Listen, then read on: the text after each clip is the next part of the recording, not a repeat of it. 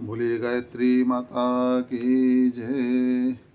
आइए गीता चिंतन में आज हम अध्याय 9 श्लोक नंबर 23 का चिंतन करते हैं, जिसमें अभी तो कल आपने श्लोक नंबर 21 में यह सुना कि भगवान यह कहते हैं कि जो अनन्य भाव से मेरा चिंतन और मनन करता है, मेरा भजन करता है, मेरा यजन करता है, मेरा ध्यान करता है, मेरा होकर के रहता है, मेरा पूजन करता है, उसके जीवन में जो कुछ भी है मैं उसे पूरा करता हूँ।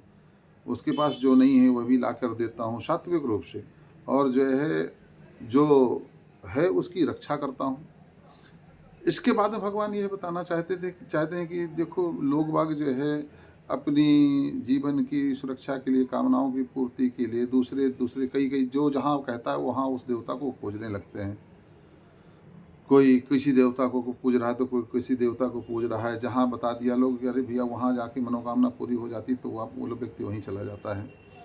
तो भगवान ये कहते हैं कि देखो, ये जो ऐसे लोग जो अन्य देवताओं को पूजते हैं, यद्यपि मुझे ही पूजते हैं, मगर उनका यह पूजन अविधिपूर्वक है, क्योंकि वो मेरे स्वरूप का ध्यान न करके उस देवता का वो ध्यान करते हैं। तो वो विधिपूर्वक नहीं है, यद्यपि वो उस रूप में मुझे ही पूजते हैं। ये अपन्य देवता भक्ता यजन्ते श्रद्धान्विता तेऽपि मामेव कौन्तेय यजन्त अविधिपूर्वकम्। हे अर्जुन, यद्यपि श्रद्धा से युक्त जो सकाम भक्त दूसरे देवताओं को पूजते हैं, वह मुझको ही पूजते हैं, किंतु वह उनका पूजन अविधि पूर्वक अर्थात अज्ञान पूर्वक है।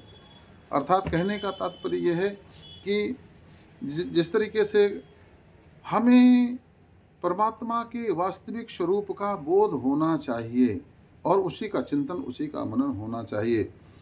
जिस तरीके से हमारा एक शरीर है, और शरीर में हम ही हाथ, हम ही पैर, हम ही जो है सारे अंग हमारे ही हैं, है ना।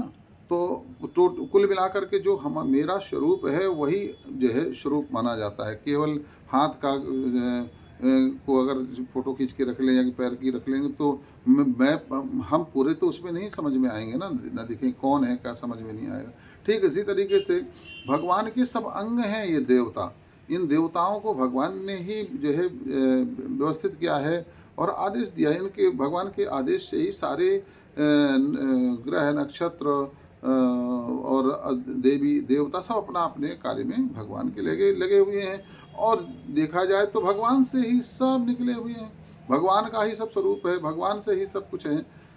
तो जो है किसी भी देवी देवता का पूजन करें, मगर जो है उसके मूल रूप में भगवान का स्मरण अवश्य होना चाहिए। मगर ज़्यादातर होता क्या कि जिस रूप से आपको की कामनाएं पूरी हुई हैं, तो आप उसी का ही ध्यान करने लग जाते हैं। तो फिर इसीलिए भगवान ने इसके बाद पहले भी कहा है कि जो है ऐसे देवताओं को पूजने वाले व्यक्ति देवताओं को प्राप्त होते हैं, है ना। तो परमात्मा का चिंतन करिए, भगवान का ध्यान करिए, साधना करिए, उनका उपासना करिए, और निश्चिंत हो करके इस बात कल के श्लोक को हमने आपसे कहा था कि इसको याद कर लीजिए और सदा इस पर पूरा भरोसा करिए। अनन्यास चिंत्यन्तो ममे जनः परिपासते तेषां नित्याभियुक्तानां योगक्षेमं वहाम्यहम्। कि भगवान कहते हैं जो मेरा अनन्य भाव से चिंतन मनन करता है, मैं उसका योगक्षेम पूरा करता हूँ। अच्छा, एक मैं आपको दृष्टांत दे देता हूँ इसका। जो है एक ब्राह्मण थे। वो ब्राह्मण सदा भगवान के इसी चौपाई का नित्य जो है पाठ किया करते थे और भगवान पर पूरा भरोसा करते थे। मंदिर में पूजा में जो कुछ आ जाए तो उसी से अपने जीव को पालन करते थे, परिवार चलाते थे। मगर एक दिन हुआ कि जो है अब घर में बहुत दिनों से गरीबी का आलम चल रहा था।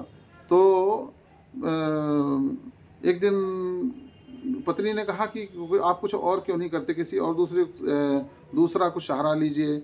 आप बस मंदिर में रहते हैं और बस वही गीता का पाठ करते रहते हैं। तो भगवान जो है, और हमारे घर में भोजन की व्यवस्था भी नहीं है अभी। तो ब्राह्मण देवता को बड़ा दुख हुआ और उन्होंने जो है ऐसा लगा कि ये गीता का यह श्लोक सही नहीं है, तो इस श्लोक को मैं आज के बाद पाठ नहीं करूँगा। तो उसको काट दिया। जैसे काट दिया ना, तो भगवान के कहते हैं ओठ कट गए। भगवान को बड़ा कष्ट हुआ। भगवान भागते हुए आए और आ करके एक छोटा सा ब्राह्मण का, एक छोटे से बालक का वेश बना करके और घोड़े के ऊपर सवार होकर के पूरी गृहस्थी का सामान लाद करके, और ब्राह्मण देवता तो मंदिर में थे, मगर जो है वो घर पहुंचते हैं, जा कर के माता जी को जो है आवाज़ लगाते हैं, माता जी जो है खोलिए। देखा कि इतना सारा सामान, इतना सुंदर बालक, तुम कौन हो? बताया कि मैं गुरु जी का चेला हूँ और गुरु जी ने यह सब सामान भेजा है, आप रख लीजिए। और पूरा सामान रख करके और जो है उस बालक को गले भी माता जी ने लगाया, और ऐसा सुखद अनुभूति हुई कि कुछ पूछो नहीं। जब ब्राह्मण वहाँ से आते हैं मंदिर से, तो सारी बात जब बताती हैं ब्राह्मणी ने, पत्नी ने, तो अब जो है बहुत कष्ट हुआ ब्राह्मण देवता को, और उन्होंने कहा, विचार किया कि मैंने कितना गलत किया, यह है कि मैंने इस श्लोक को गलत समझा, उसको काटा, भगवान के ओंठ कट गए। तो कहने का तात्पर्य यह है कि योग क्षेम वहाँ में हम यह निश्चित रूप से आप पूरा विश्वास रखिए कि भगवान आपके योगक्षेम पूरा करेंगे, अगर आप वास्तव में भगवान के भक्त हैं तो। बोले गायत्री माता की जय।